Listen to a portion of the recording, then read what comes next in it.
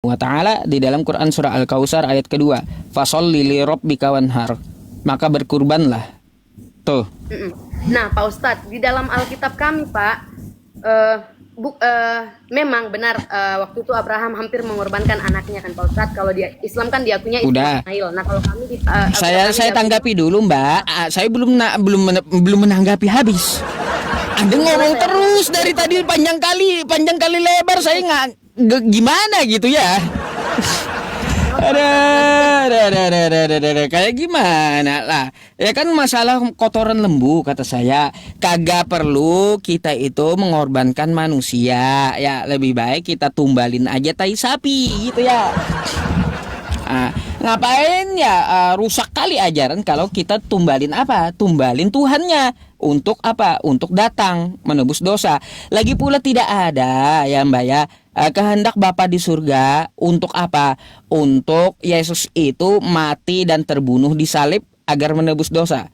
Bisa nggak Anda tunjukkan kepada saya sesuai dengan Yohanes 7 sesuai dengan Matius 7 nomor 21. Silakan Anda buka di situ. Matius 27 nomor 21, Matius 7 nomor 21. Silakan Anda buka ya. Bukan setiap orang yang berseru-seru kepadaku, Tuhan, Tuhan, kata Yesus, akan masuk dalam kerajaan sorga, melainkan dia yang melakukan kehendak Bapa di sorga. Kalau kita pertanyakan, adakah kehendak Bapa di sorga untuk menuhankan dan menyembah Yesus? Jawabannya kagak bakalan ada. Gitu. Jadi orang yang menuhankan Yesus ya Mbak ya, itu nggak selamat. Nggak selamat gitu. Karena tidak sesuai dengan kehendak Bapa yang di sorga. Coba tunjukkan juga sama saya, di mana kehendak Bapa di sorga agar ya umat Kristen atau manusia menyembah dan menuhankan Yesus. Di mana kehendak Bapa di sorga seperti itu? Nah, jadi saya sangat simpel untuk membantah Anda yang panjang saya dengerin tadi. Tahu saya maksud poinnya, tahu doktrin gereja itu tahu saya. Padahal saya ngomong sedikit aja, Anda nggak akan temukan ayatnya gitu loh Mbak. Nggak akan Anda temukan ayatnya. Kalau dibilang itu doktrin gereja, dari semua ayat Alkitab referensi yang saya kasih ke Pak Ustadz, kok bisa dibilang itu doktrin gereja? Karena doktrin gereja terbentuk dari ayat Alkitab yang tadi saya bacakan ke Pak Ustadz semuanya. Iya. Gini, doktrin gereja itu bertentangan dengan konsep yang didoktrin oleh Yesus. Beda masalahnya Mbak. Oke, saya cut sampai di situ Pak Ustadz. Saya tidak setuju dengan itu, cuman mungkin itu pembahasan yang lain. Tapi tadi saya mau tanggapi yang Pak Ustadz bilang, ya udah pakai tai sapi aja atau apapun untuk menebus dosa. Nah, Pak Ustadz, yang kami percayai, korban tidak pertama kali dilakukan oleh Abraham, yang ketika dia mau mengorbankan anaknya, yaitu Ishak di kepercayaan kami, dalam kepercayaan Pak Ustadz Ismail.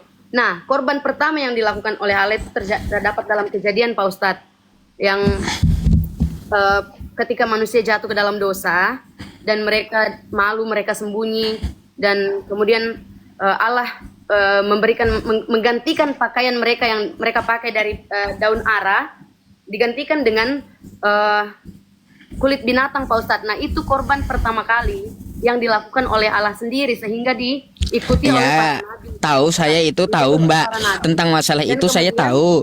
Tapi gini, yang saya pertanyakan, boleh saya jelaskan dulu selesai biar nanti saya fokus Pak Ustadz. Gini, jauh karena Anda melebarnya jauh banget. Saya udah tahu tentang masalah itu. Lawan debat Anda itu saya bukan publik seperti khotbah gereja, bukan. Saya udah tahu yang Anda jelaskan itu korban pertama kali. Yang saya tanyakan, ya kenapa saya menjelaskan harus pakai tai sapi di zaman dulu, ada bla bla blanya, ada lembunya, ada yang lain-lainnya, pakai hewan menebus dosanya. Saya tahu itu. Ya, yang pertama kali kurban pun Abraham saya tahu gitu. Cuma ada di mana para nabi menubuatkan ya bahwa menebus dosa itu pada akhirnya nanti pakai darah manusia gitu. Nah, aku akan kasih 2 ayat untuk itu Pak Ustadz.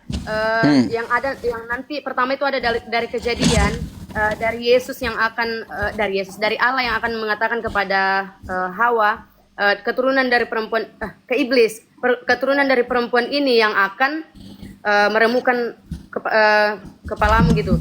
Dan Kemudian Pak Ustadz tentang Yesaya 53 ayat 3 yang kemarin saya bilang ke Pak Ustadz yang dipertanyakan di ayat 10-nya.